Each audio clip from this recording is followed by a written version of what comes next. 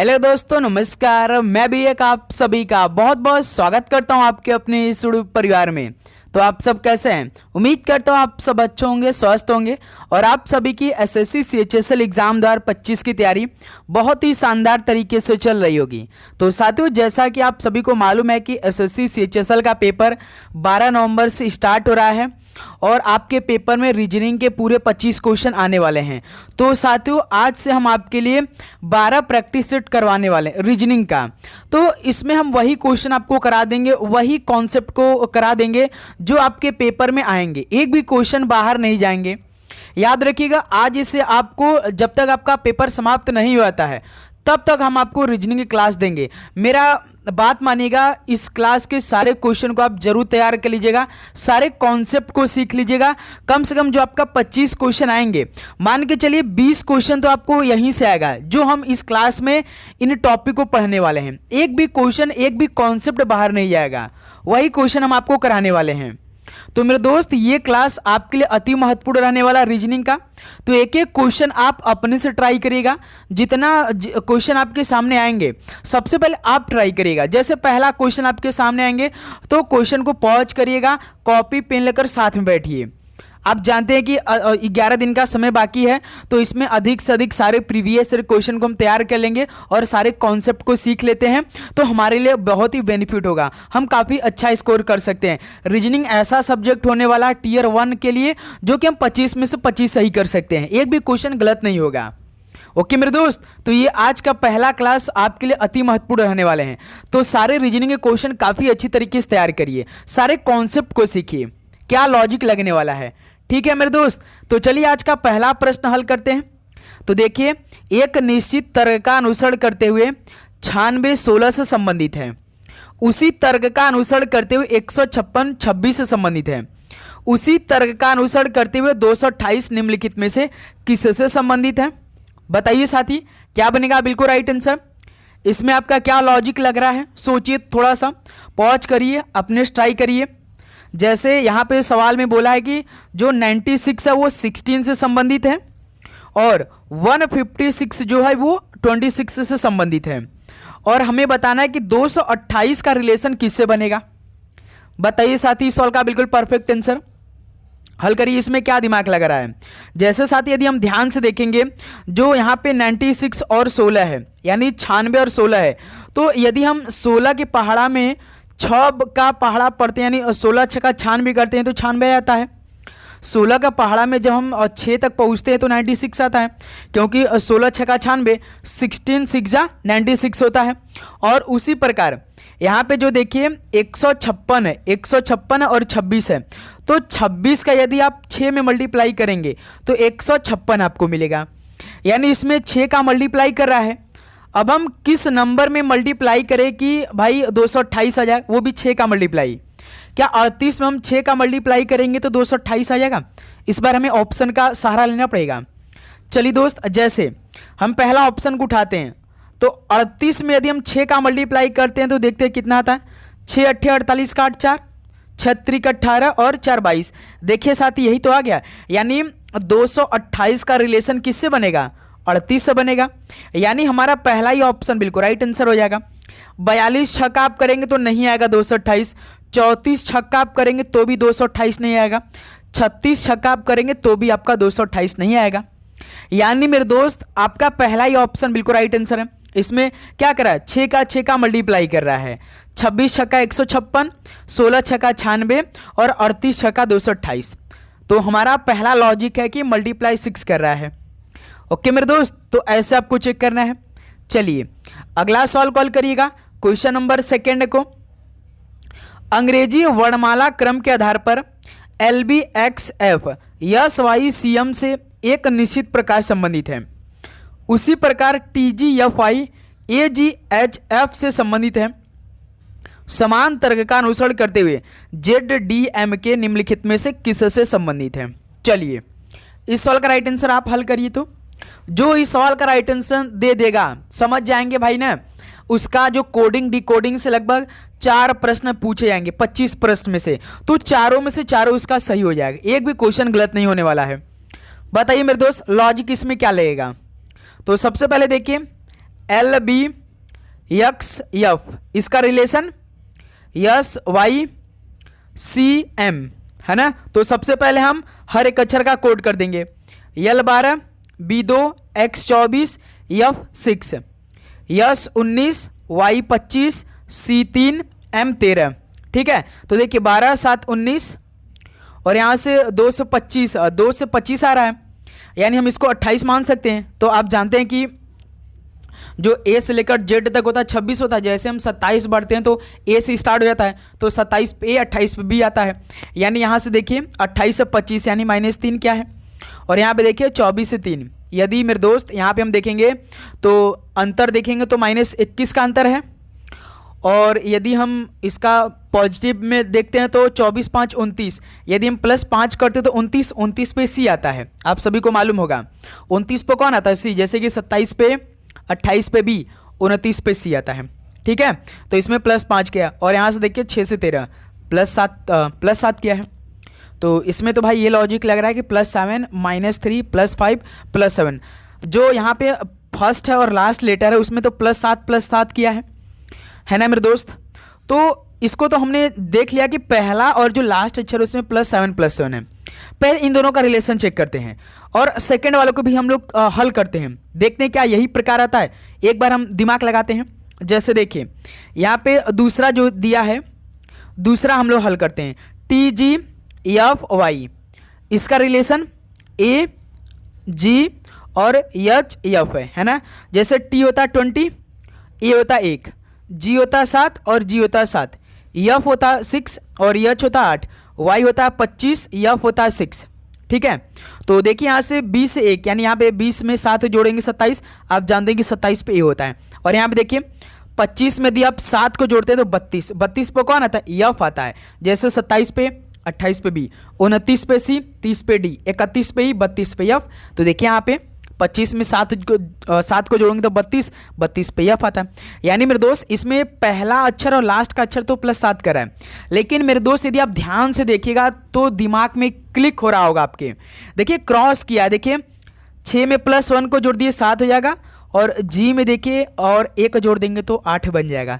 ध्यान से देखिए भाई, पहला अक्षर और लास्ट का अक्षर में तो +7 कर रहा है, लेकिन बीच वाला जो क्रॉस कर रहा है +1 के फॉर्मेट में लिख रहा है ना मेरे दोस्त। और जो पहला अक्षर था, जो पहला कोड किया था, जैसे देखिए यहाँ पे LBXF, इसका कोड था SYCM।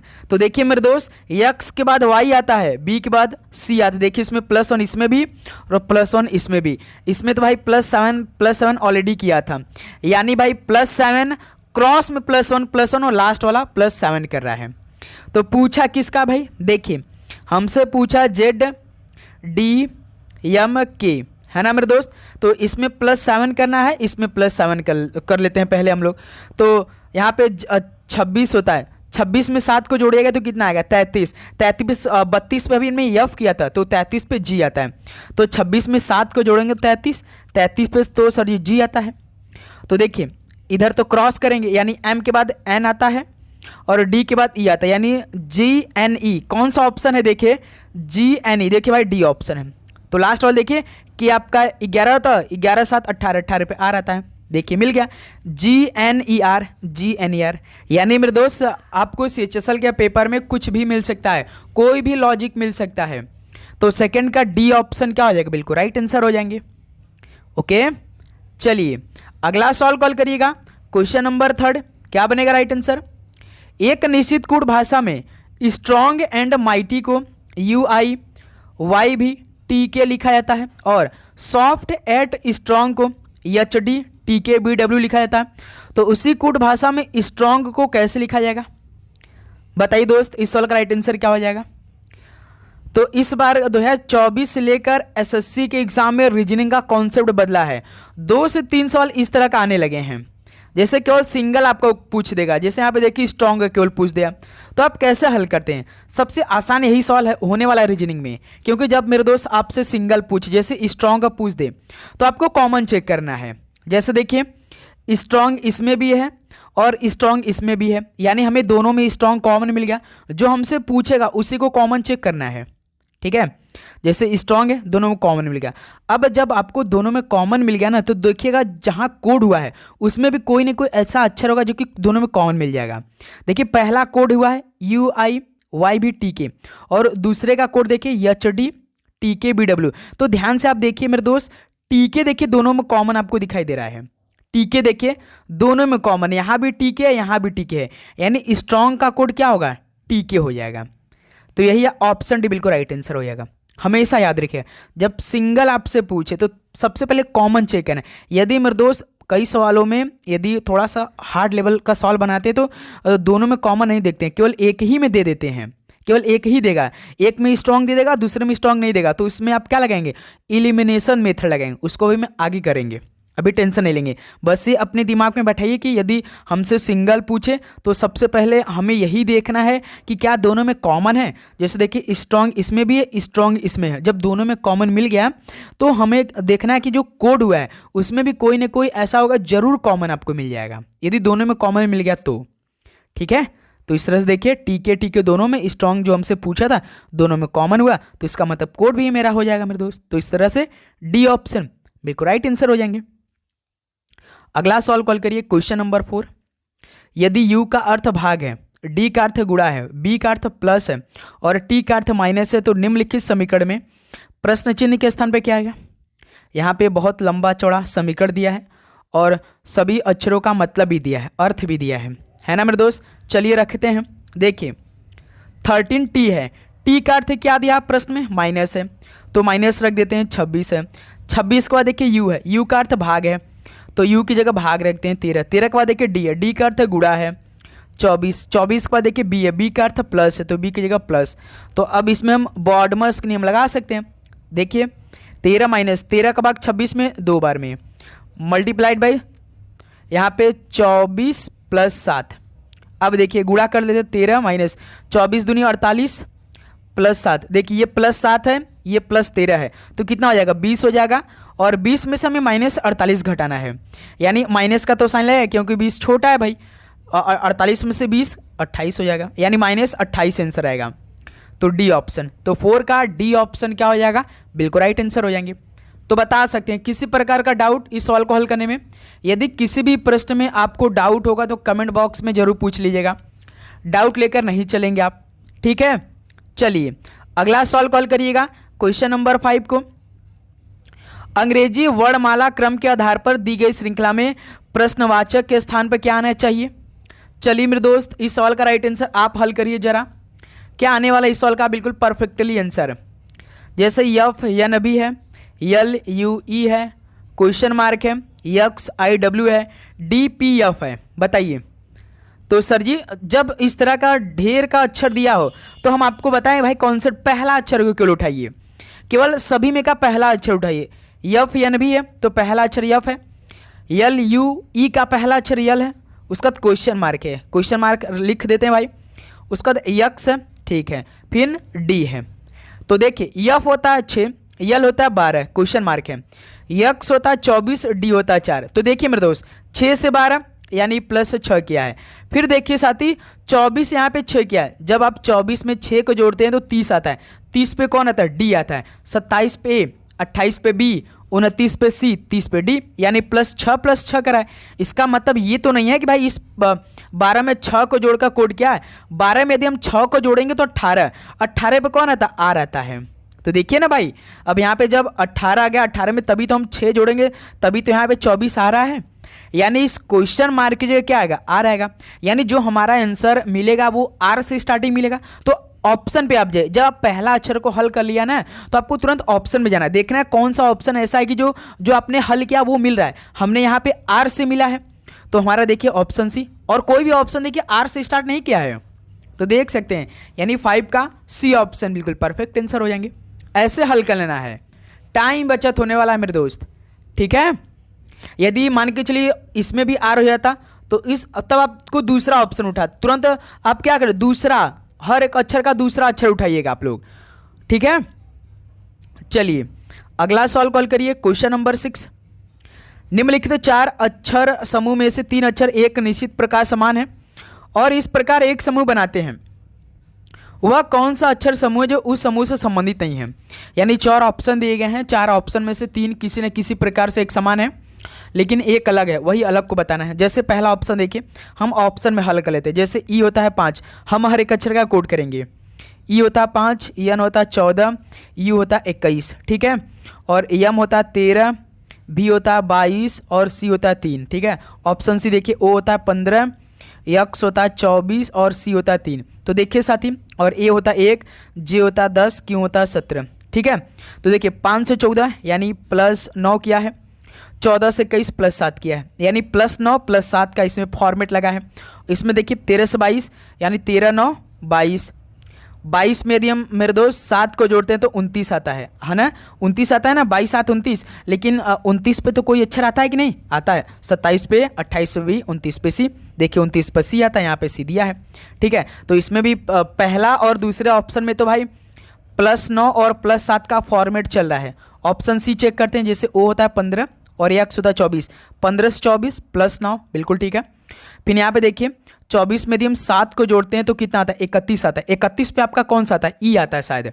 27 पे, 28 पे बी, 29 पे सी, 30 पे डी, 31 पे ई। लेकिन यहाँ पे देखिए दोस्त सी दिया, तो यही अलग हो सकता है, यही सी ऑप्शन अलग हो सकता है, क्योंकि इसमें मेरे दोस्त +9 के बाद यहाँ पे कितना दिमाग लगाया है, यहाँ पे मेरे दोस्त जैसे यहाँ पे सी दे दिया है, यानी 29 यानी 5, इसमें +5 कर दिया है।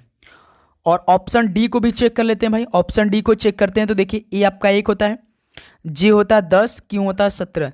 देखिए इसमें 1 से 10 यानी +9, 10 से 17 +7। तो भाई सभी में तो +9 और +7 का फॉर्मेट चला था, लेकिन ऑप्शन सी में भाई, ऑप्शन सी में +9 तो किया स्टार्टिंग वाला, लेकिन लास्ट वाला +5 कर दिया। तो यही से क्या हो जाएगा, यही हमारा बिल्कुल अलग हो जाएगा। तो 6 का सी ऑप्शन क्या हो जाएंगे, बिल्कुल राइट आंसर हो जाएंगे। ओके, तो साथी उम्मीद करूंगा आपको हर एक प्रश्न अच्छी तरीके से समझ में आ रहे होंगे। तो साथी आप चैनल पे नए तो जरूर सब्सक्राइब कर लीजिएगा, और आपके मन में किसी भी क्वेश्चन पे डाउट होगा तो कमेंट बॉक्स में जरूर बता दिएगा कि सर ये हमें क्वेश्चन नहीं समझ में आया, तो हम उसको फिर से समझा देंगे, ठीक है। देखिए क्वेश्चन नंबर 7, दी गई श्रृंखला में प्रश्न चिन्ह के स्थान पर क्या आना चाहिए, 129, 128, 124, 115, 99 क्वेश्चन मार्क। बताइए दोस्त। भाई ये तो नंबरों का श्रृंखला घट रहा है, यानी इसमें कुछ ना कुछ माइनस कर रहा है भाई, लेकिन क्या कर रहा है, ध्यान से हल किया जाए। जैसे 129, 128, 124, 115 और 99। तो देखिए 129 से 128 -1, 128 से 124 यानी -4, 124 से 115 यानी -9, 115 से 99 यानी -16 किया है ना। तो उसी प्रकार देखिए भाई 1 का स्क्वायर, 2 का स्क्वायर, 3 का स्क्वायर, 4 का स्क्वायर। तो अगली बार भाई 5 का स्क्वायर, यानी इस 99 में से हम -25 को कम कर देते हैं। तो 99 में से 25 को कम करें कितना आएगा, 74 आएगा। तो यही तो हमारा आंसर हो जाएगा। ऑप्शन डी बिल्कुल परफेक्ट आंसर हो जाएंगे भाई। इसमें 1 का स्क्वायर घटाया, 2 का स्क्वायर घटाया, 3 का स्क्वायर घटाया, 4 का स्क्वायर घटाया। तो इसी श्रृंखला को फॉलो करते हुए हमने 5 का स्क्वायर को घटा दिया इस 99 में से। 5 का स्क्वायर 2500 होता है। तो भाई देखिए पहले -1, -4, -9, -16। तो आप जानते ही किसी न किसी नंबर के स्क्वायर आपको दिखाई दे रहा है, छोटा सा कॉन्सेप्ट है, ठीक है। तो डी ऑप्शन बिल्कुल राइट आंसर हो जाएंगे। चलिए अगला सवाल कॉल करिएगा दोस्त। क्वेश्चन नंबर 8, उस समुच्चय का चयन कीजिए जिसमें संख्याएं ठीक उसी प्रकार संबंधित हैं जिस प्रकार दिए गए समुच्चयों की संख्या संबंधित है। यह सवाल बेहतरीन होता है भाई। जैसे पहले बॉक्स में आपको 10 दिया है, 5 दिया है, 20 दिया है ना। तो इसका फॉर्मेट जानते हैं कैसे हल होता है, तरीका समझिए, कॉन्सेप्ट सीखिए। पहले को ए मान लीजिए, दूसरे को बी मान लीजिए, तीसरे को सी मान लीजिए। तो आपको यही तीसरा आंसर लाना होता है मेरे दोस्त, यही सी आंसर आपको लाना होता है। ए और बी को हल करने पर आपको यही सी आंसर लाना होता है, किसी भी प्रकार का कोई भी दिमाग आप लगा लीजिए, है ना मेरे दोस्त। जैसे यहाँ पे पहला बॉक्स में आपका दिया 10, 5, 20। तो इस आपको यही 20 आंसर लाना है। तो देखिए इसमें आपको सबसे पहले काम क्या करना है, इसमें आप इन दोनों को आपस में जोड़ना है। जैसे इसको आपस में जोड़िएगा तो 15, और 15 से आपको 20 बनाना है, तो इसमें +5 कर दीजिए तो 20 बन जाएगा। यानी इसमें हमने क्या किया भाई, ए प्लस बी को जोड़ा है और इसी बीच वाले संख्या को जोड़ दिया, यानी बी को दोबारा जोड़ दिया है, तभी तो हमारा सी आंसर आया है। ए और 2 बार बी को हमने जोड़ा है और इसी प्रकार हमारा सी इक्वल के आंसर फॉर्मेट में आया है। तो आपको आंसर कैसे लाना होता है इसमें, ए प्लस बी बराबर सी, इस फॉर्मेट में आपको आंसर लाना होता है। तो इसमें क्या दिमाग लगाया गया है, जैसे 10 5 20, हमें इसी 20 को आंसर लाना है। तो पहले हमने इस 10 को जोड़ा, फिर 5 को जोड़ा इस बी को, फिर इसी बी को जोड़ दिया, तभी तो साथ ही 20 आएगा। देखिए 10 5 15 5 20। अब उसी प्रकार देखिए यहाँ पे दूसरा जैसे 14 7 28, तो देखिए इसको ए हमने माना, इसको बी माना, इसको सी माना, तो ये हमें सी आंसर लाना होता है। तो इसमें हम क्या करेंगे, पहले 14 को जोड़ देंगे, ए को जोड़ा प्लस बी को जोड़ा 21 आएगा, फिर इसी बी को जोड़ दीजिए, तो सी आ जाएगा आपका आंसर। यानी देखिए 14 प्लस 7 फिर 7 करिए, देखिए 14 7 21 7 28 28 आ जाएगा। क्यों मेरे दोस्त, किसी प्रकार का डाउट, किसी प्रकार का दिक्कत? बिल्कुल नहीं। अब हमें यही कॉन्सेप्ट ऑप्शन पे जाना लगाना है, यानी ए प्लस बी बराबर सी। जैसे पहला ऑप्शन देखिए 33 11 44, 33 और 11 और 44, 33 में हम देखिए भाई 11 को जोड़ देंगे तो 44 मिल जा रहा है, लेकिन पहला ऑप्शन होगा नहीं क्योंकि 2 बार हमें इसको जोड़ना है, बीच वाले को बी को। अब ऑप्शन बी देखिए 22 11 44, 22 में यदि हम साथी इन दोनों को जोड़ेंगे ए बी को तो 33 आएगा, फिर इसी बीच वाले को देखिए 11 को जोड़ देंगे तो हमारा 44 बन जाएगा। यानी इस सवाल का मेरे दोस्त बी ऑप्शन बिल्कुल राइट आंसर हो जाएंगे। क्यों मेरे दोस्त, देखिए ऑप्शन सी वाला तो होगा नहीं क्योंकि देखिए 48 24 ये तो भाई छोटा हो जाएगा। यहाँ पर देखिए 54 18 72 डायरेक्ट हो जा रहा है, तो ये भी नहीं होगा। यानी ऑप्शन बी हमारा प्रश्न के अकॉर्डिंग समीकरण बना है। बताइए समझ में आया कि नहीं, पहले ये बताइए आप सभी को समझ में आया कि नहीं। उम्मीद करूंगा आप सभी को समझ में आ चुका होगा। चलिए दोस्त अगला सवाल कॉल करिएगा। क्वेश्चन नंबर 9 क्या दे रखा है सवाल, देखिए अक्षरों के उस संयोजन का चयन कीजिए जो दी गई श्रृंखला में रखने पर स्थानों में क्रमिक रूप से रखे जाने पर श्रृंखला को तार्किक रूप से पूरा करेगा। बताइए मेरे दोस्त इस सवाल का राइट आंसर। भाई बता दें हम रीजनिंग का ना, ये सब बहुत ही ईजी सवाल होते हैं, बस आपको एक बार प्रैक्टिस से लगाने की ज़रूरत है। जैसे मेरे दोस्त यहाँ पे कुछ लंबा चौड़ा अक्षरों का श्रृंखला दिया है, तो आप इसमें क्या करेंगे, बहुत सोचेंगे कि हर एक ऑप्शन को उठाएंगे। सबसे पहले आपको क्या काम करना है, सभी को जोड़ना, जितना भी खाना है जितना भी अक्षर है सबको एक बार काउंट कर लेना है। 1 2 3 4 5 6 7 8 9 10 11 12 13 14 15 16 17 18 19 20, यानी टोटल इसमें अक्षर 20 है। अब आपको इसको खंड में तोड़ देना है। जैसे मेरे दोस्त इसको हम खंड में तोड़ेंगे 4 × 5 कर सकते हैं और एक 5 × 4 कर सकते हैं, है ना, दोनों करने में 20 ही आएंगे। तो हमें साथ ही अब इन अक्षरों को ना 5-5 अक्षर के 4 खंड में बना लेना है। हमेशा याद रखिएगा बड़ा वाला खंड लीजिएगा, बड़ा वाला, यानी देखिए 5 × 4 यानी 5 के अक्षर का हम 4 पेयर बना लेंगे, 5 अक्षर के 4 पेयर बना लेंगे, है ना मेरे दोस्त। देखिए 1 2 3 4 5, एक बन गया खाना, 5 अक्षर का एक खंड बन गया। और यहाँ से देखिए 1 2 3 4 5, यहाँ से 5 पेयर बन गया 4 अक्षरों का, 5 अक्षरों का। अब देखिए 1 2 3 4 5 ये बन गया भाई 5 अक्षरों का। अब देखिए 4 पेयर बन गया, 1 2 3 4 बन गया भाई, 5 अक्षर के 4 पेयर बन गए। हमेशा देखिए बड़ा वाला से नंबर अक्षरों का पेयर बनाइएगा, ठीक है, कम जितना हो सके बने। अब इसमें हम क्या भरेंगे, जैसे देखिए मेरे दोस्त आप ध्यान से देखिए इसमें लास्ट में सी आ रहा है, देखिए लास्ट में इसमें भी सी आ रहा है और इसमें भी सी आ रहा है। अब हम साथ ही ऑप्शन का थोड़ा सा मदद ले लेंगे। जैसे पहला ऑप्शन उठाइए तो फिल इन द ब्लैंक्स किया जाए। देखिए किसमें लास्ट में सी आना चाहिए, जैसे देखिए केवल इसमें एक ही सी है भाई। अब हम फिल इन द ब्लैंक्स करें, जैसे पहला ऑप्शन फिल किए, जैसे ए बी, फिर उसके बाद ए बी सी आ गया, एक पेयर बन गया। फिर देखिए ए बी, फिर उसके बाद मेरे दोस्त अब यहाँ से ए बी, फिर उसके बाद ए भरा जाएगा। पहला ऑप्शन को उठाया हमने, 2 फिल हो गया बी, फिर देखिए ए बी, फिर यहाँ पे सी, देखिए ए सी दिया होगा, तो देखिए ये हो चुका, बिल्कुल ठीक है। फिर देखिए यहाँ से बीच में ए बी भराएगा, फिर ए बी भराएगा, फिर देखिए यहाँ पे सी है, 5 अक्षर ये हो गया। अब देखिए मेरे दोस्त ए बी यहाँ पे हो जाएगा, देखिए यही तो हो गया, बी ए सी बी ए, और यहाँ पे देखिए ए बी हो गया, फिर उसके बाद ए सी हो गया, फिर ए सी हो गया, फिर बी हो गया, फिर बी हो गया, फिर यहाँ पे बी हो गया। देखिए 2 2 4 2 6 1 8 और 7, 2 2 4 2 6 1 7, देखिए ये तो हो गया। यानी पहला ही ऑप्शन हमारा बिल्कुल परफेक्ट आंसर हो गया। थोड़ा सा लॉजिक लगाएंगे आपको बहुत ही आसान लगने लगेगा इस तरह के सवाल। ठीक है मेरे दोस्त, तो 9 का ऑप्शन है बिल्कुल परफेक्ट आंसर हो जाएंगे। ठीक है मेरे दोस्त, चलिए अगला सवाल कॉल करिए जरा, क्वेश्चन नंबर 10 को। यदि शब्द वर्चुअल के प्रत्येक अक्षर को अंग्रेजी वर्णानुक्रम में व्यवस्थित किया जाए तो कितने अक्षरों का स्थान अपरिवर्तित रहेगा। यानी आपको वर्चुअल तो शब्द दिया है, लेकिन आपको अंग्रेजी के वर्णमाला के क्रम से सेट करना, यानी ए के बाद बी, बी के बाद सी, सी के बाद डी, ए से लेकर जेड के हिसाब से आपको तैयार करना है वर्चुअल के सभी शब्दों को। भी I R T U A L, तो सबसे पहले ए आ जाएगा, फिर क्या आ जाएगा, ए के बाद आई आ जाएगा, और उसके बाद आई के बाद आपका आ जाएगा यल आ जाएगा, है ना। यल है वर्चुअल में, यल आ जाएगा। यल के बाद जैसे यल आपका 12 13 पे MNOPQR है, तो आर आ जाएगा। आर के बाद देखिए टी आ जाएगा, क्योंकि आर यस टी है। टी के बाद T20 U21 होता है, उसके बाद यू लास्ट में भी। तो देखिए भी से ए बदल गया, आई का आई बना है, तो एक बिल्कुल अपने सेम पोजीशन रहा है। आर से यल बन गया, गलत हो गया। टी से आर हो गया, यू से टी हो गया, ए से भी हो गया, एल से भी हो गया।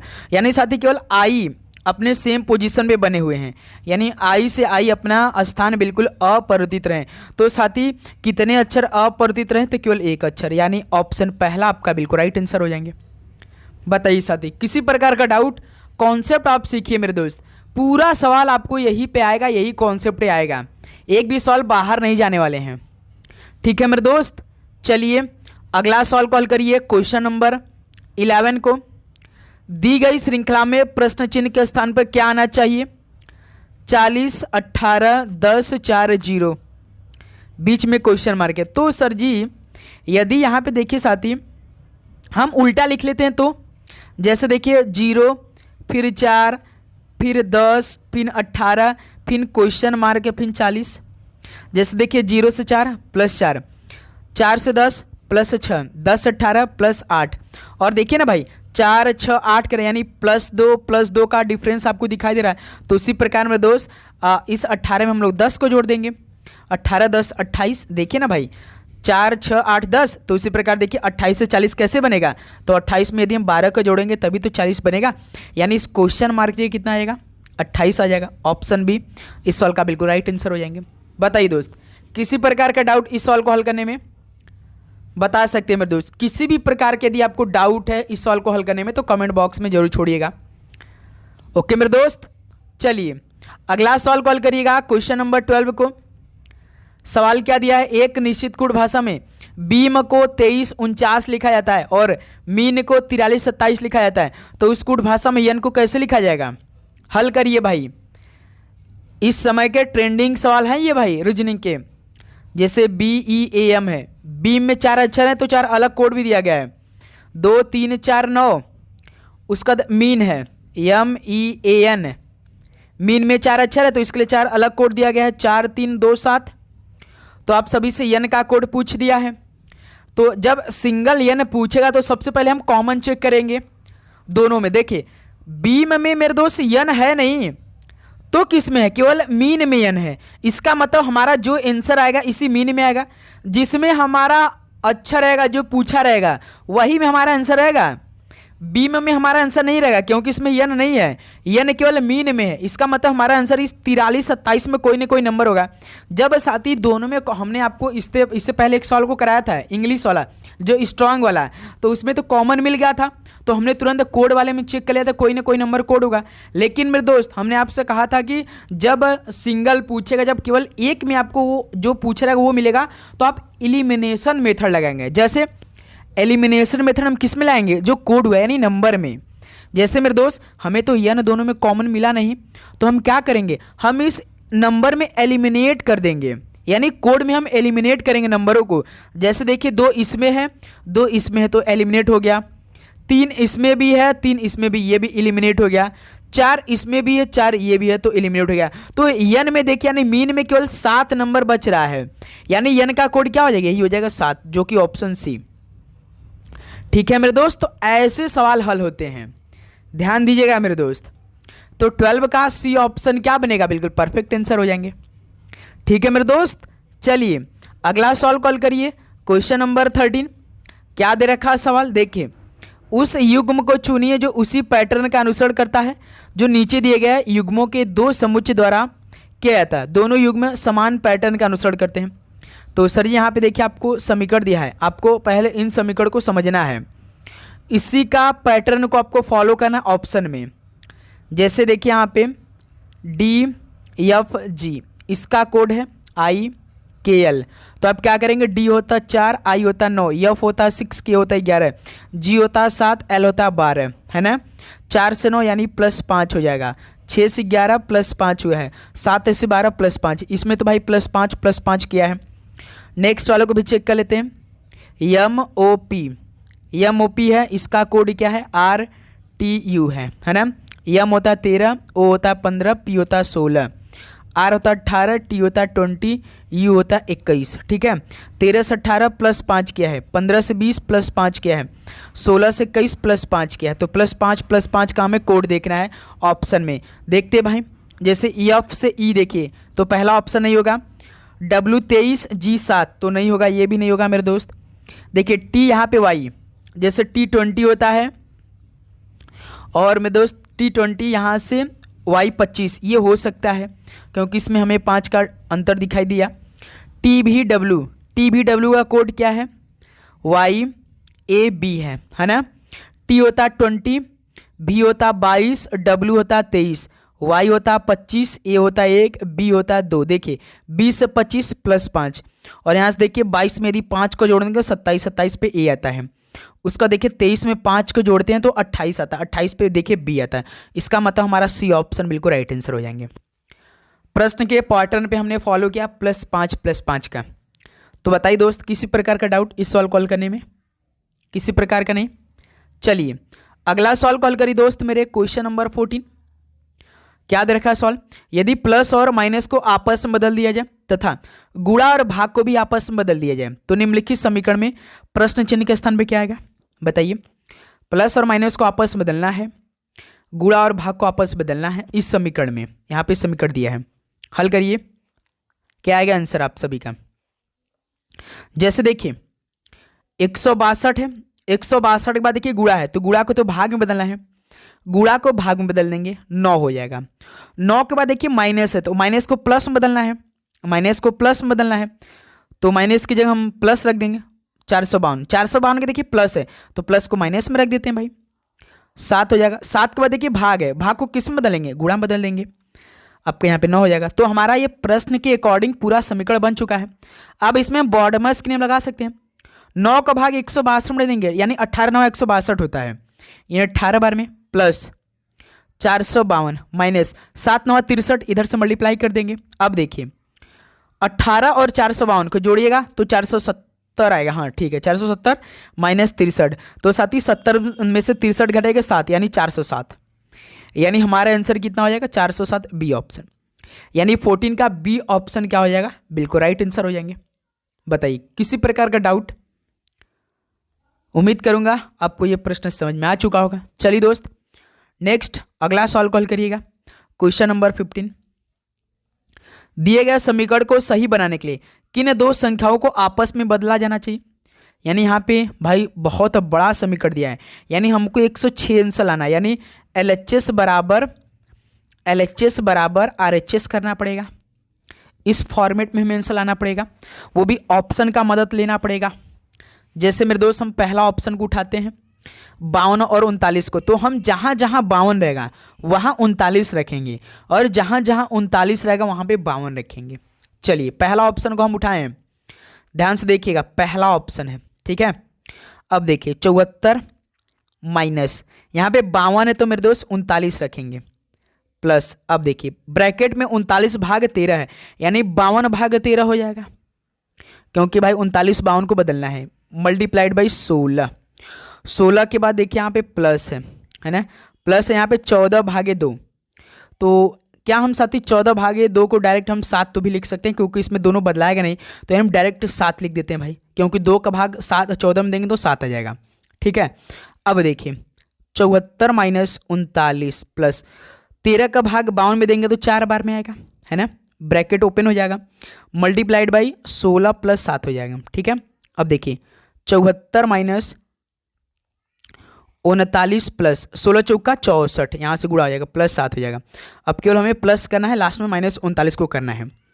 देखिए 64 और 7 कितना होता है 71, 64 और 7 कितना होता है 71, 71 और 74 कितना होता है 71 74, जैसे 71 74 71 74 यानी 4 1 5 7 7 14 यानी 145, और 145 में से 39 को हटाएंगे तो भाई तभी तो 106 आएगा। यानी देखिए पहला ही ऑप्शन रखने से हमारा आंसर मिल चुका है, यानी 52 और 39 को बदलने से हमारा RHS बराबर LHS आ चुका है। तो दोस्त मेरे इस क्लास को यहीं पर समाप्त करते हैं। इस बेस्ट 15 क्वेश्चन को, ये पूरा 15 क्वेश्चन आपके पेपर में आएगा, बस केवल नंबर बदलेगा, कॉन्सेप्ट आपको यही मिलने वाला है। ठीक है मेरे दोस्त, तो डेली आपको क्लास करनी है। अब बताइए क्लास कैसा लगा आपको, एक बार अपना फीडबैक जरूर दीजिएगा। तो उम्मीद करूंगा आपको हर एक प्रश्न बहुत ही शानदार तरीके से समझ में आएंगे, किसी प्रकार का आपको डाउट नहीं होगा। यदि मन में किसी प्रकार का डाउट है तो कमेंट बॉक्स में ज़रूर पूछेगा। लगातार आप सभी के बीच क्लास आएगी, जब तक आपका पेपर समाप्त नहीं हो जाता तब तक मेरे दोस्त ये आपकी क्लास चलने वाली है। 12 नवंबर को तो हमें आइडिया मिल जाएगा कि किस लेवल के क्वेश्चन पूछे जाएंगे। ठीक है, तो अब जरूर से जरूर क्लास डेली ज्वाइन करेंगे, नोटिफिकेशन को ऑन करेंगे। ठीक है, तो चलिए इस क्लास को यहीं पर समाप्त करते हैं, मिलते हैं नेक्स्ट सेशन में। सभी को जय हिंद जय भारत, पढ़ाई करते रहिए, ऑल द वेरी बेस्ट, धन्यवाद।